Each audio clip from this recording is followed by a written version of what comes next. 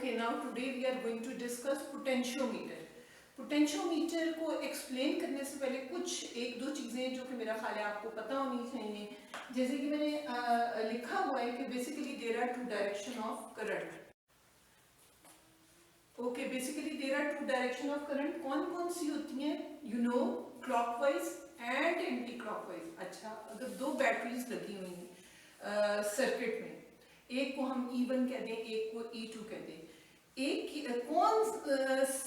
कौन सी डायरेक्शन लेंगे करंट की? वो डायरेक्शन लेंगे जिस बैटरी की वैल्यू या ज्यादा होगी. जैसे कि it depends on which battery is more powerful. ज्यादा का मतलब है which battery is more powerful. So you can see ये E1 है, ये मैंने लिखा हुआ है. If E1 is greater than E2 then obviously direction of current will be this one,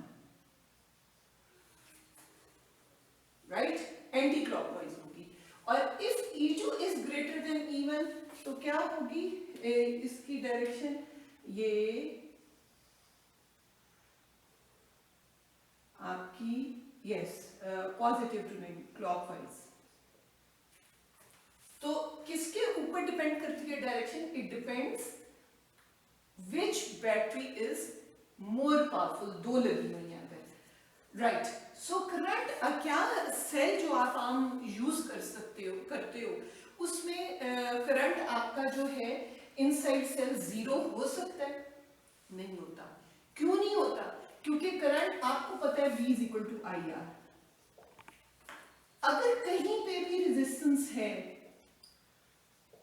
तो obviously there will be some current flowing through it. ये जो मैंने सर्कल बनाया है ये मैंने इसलिए बनाया है कि ये दिस इज हिडन रेजिस्टेंस, नजर नहीं आ रही. ये सेल के अंदर अगर इलेक्ट्रोलाइट है तो ये उसकी रेजिस्टेंस है, अगर कुछ और है तो ये उसकी रेजिस्टेंस है, बट इट इज हिडन. आगे ये वाली टर्म भी आपको पता होनी चाहिए, what is meant by potential gradient. ये आपने पढ़ा हुआ है.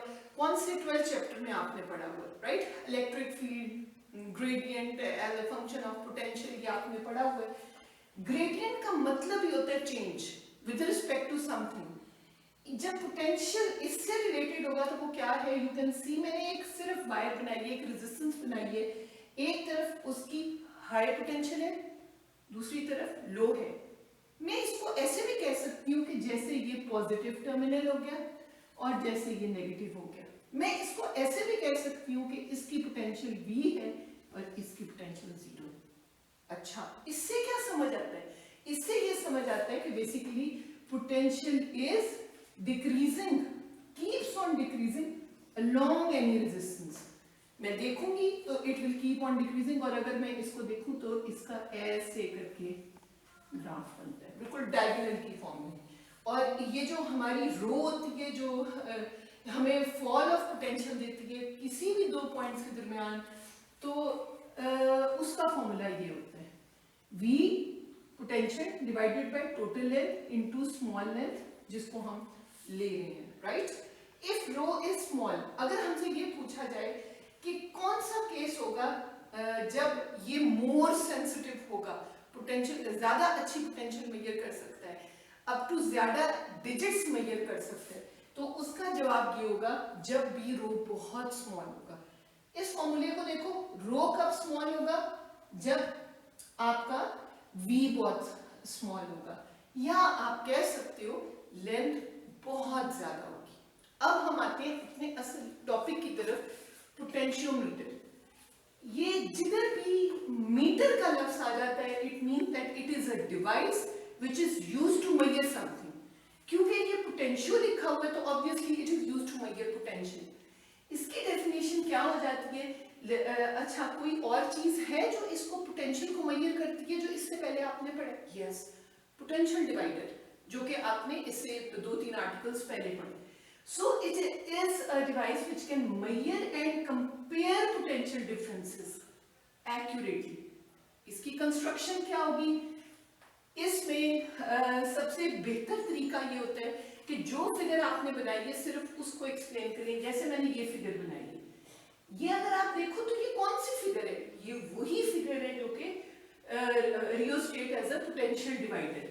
ये टॉपिक का नाम पोटेंशियल डिवाइडर, बिल्कुल वही वाली figure. So resistance R in the form of wire AB, इधर A है और यहाँ पे B, ठीक है, AB on which a terminal C can slide. C is a movable terminal, right? Resistance between A and C varies from 0 to R. Current flowing क्या होगा through the circuit? ये आपका अगर V है, मैं इसको V लिख देती हूँ, V डिवाइडेड बाय R होगा। तो VBC क्या होगा? इतनी जगह पे पोटेंशियल आपकी क्या होगी? इतनी सी जगह पे करंट तो सेम फ्लो कर रहा है क्योंकि ये सीरीज में है, तो करंट तो आई ही होगा हमारा। पोटेंशियल क्या होगी? VBC, इधर से लेके इधर तक कितनी होगी पोटेंशियल? वो हो जाएगी करंट इंटू रेजिस्टेंस। करंट मैंने आपको कहा है सेम है, तो ये क्या हो जाएगा? V divided by R। Resistance हमारी क्या होगी? जो कि इतनी ये फेस कर रहा है, ये जो करंट पास कर रहा है, स्मॉल r, तो ये मेरे पास आ जाएगा R divided by R into V। अब हम बिल्कुल जैसे थोड़ा सा ना आपकी बुक में जब दिया हुआ है तो थोड़ा सा ये कॉम्प्लिकेटेड करके दिया हुआ है, तो मैं समझती हूँ कि आपको अगर पोटेंशियल डिवाइडेड सही तरह समझ आया, बस आप इसको एक्सप्लेन करेंगे और इस वैल्यू को लिखेंगे। आगे आ जाते हैं potentiometer to find EX, unknown resistance, EMF, unknown EMF cell की होगी, जारी बात है potential. Source of cell EX is connected, हो सकता है वो 1.5 है, हो सकता है वो 3.5 है, मुझे नहीं पता, I want to measure it, right, is connected between A and C, यही फिगर है। हुआ क्या है कि अब इनके दरमियान एक सेल को जोड़ दिया और एक गैल्वानोमीटर, दिस इज गैल्वानोमीटर, जी को जोड़ दिया सीरीज में। अब बैलेंसिंग कंडीशन मैंने आपको बताया था, वो क्या होती है बैलेंसिंग कंडीशन? सेम पोटेंशियल पे दो पॉइंट्स, अगर दो एंड पॉइंट्स सेम पोटेंशियल पे होंगे तो क्या होगा? No current will flow through the galvanometer. इधर भी ऐसा ही अगर हम करें कि बैलेंसिंग कंडीशन क्या होगी? If EX and A are at same positive potential, EX and B are at, यानी यूं भी कह सकती हूं कि ये भी पॉजिटिव टर्मिनल पे हो गया, किसके? ये EX का पॉजिटिव टर्मिनल और ये A पॉइंट, ये सेम पोटेंशियल पे हो जाए, और इसका नेगेटिव टर्मिनल EX का नेगेटिव और ये बैटरी का नेगेटिव, ये सेम पोटेंशियल पे हो जाए, तो क्या ख्याल है? गैल्वानोमीटर में से करंट गुजरेगा? नहीं गुजरेगा। So then both terminals of galvanometer are at same potential. Now this is the most important point जिधर हम लोग गलती कर जाती है, लिखते हुए गलत कर जाती हैं। आपके ज़हन में होना चाहिए कि बैलेंसिंग कंडीशन क्या होती है? No current flows through galvanometer. कैसे ये होगा? If both points between which galvanometer is connected are at same potential. अगर किसी तरह से भी हम वो सेम पोटेंशियल पे ले आते हैं तो that condition is called balancing condition. Okay, now after obtaining the balancing condition तो क्या होगा? IG 0 हो जाएगा और EX की क्या पोटेंशियल होगी? वो VBC के बराबर हो जाएगी। VBC की पोटेंशियल अभी हमने किया था पोटेंशियल डिवाइडर की, जो होगी वो यही होगी। इधर क्या फर्क है? इधर V नहीं लिखेंगे, इधर E लिखेंगे, राइट? तो आप इधर E क्या है? दिस इज नोन, मैं इसके नीचे लिख देती हूँ नोन, जो कि आप जो भी बैटरी यूज कर रहे हो दैट इज E।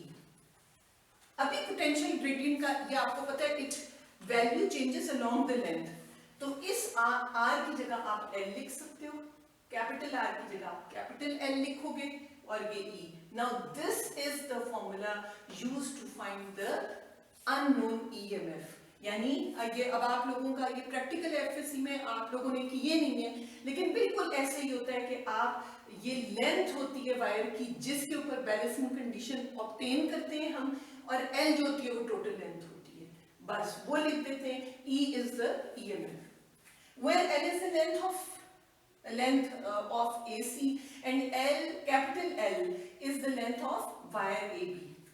अगला आ जाता है, बिल्कुल आप प्रिसाइजली करो, ये भी इन्होंने बहुत एलेबोरेट करके बताया है, इसकी जरूरत नहीं है। Comparison of EMF of two cells कैसे करेंगे? जाहिर बात है एक फॉर्मूला इसी को देखते हुए एक क्या हो जाएगा, E1 is equal to E L1 over L। L1 क्या है, balancing length for this battery. Now this is important point, this is the key point, यानी जब आपने L1 लिखा है तो E1 बैटरी सर्किट के अंदर लगी हुई है, ठीक है, दूसरी बैटरी का कोई जिक्र नहीं। जब आपने E2 लिखा है तो L2 over, this is capital L, L2 over capital L।